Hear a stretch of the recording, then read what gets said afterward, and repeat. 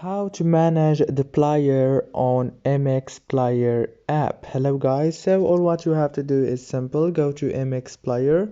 Now go to the top corner, click on those three lines and go down, click on local player settings down here. After you click on it, it will take you to this page. Now click on player here, the second option after list. As you can see, now from here you can manage your player easily. You can turn on or turn off wherever you don't want or what you want. You have many options as you can see. You have the theme, the quick zoom, the resume. If this video was helpful, please don't forget to like and subscribe, and thank you so much for watching until the end.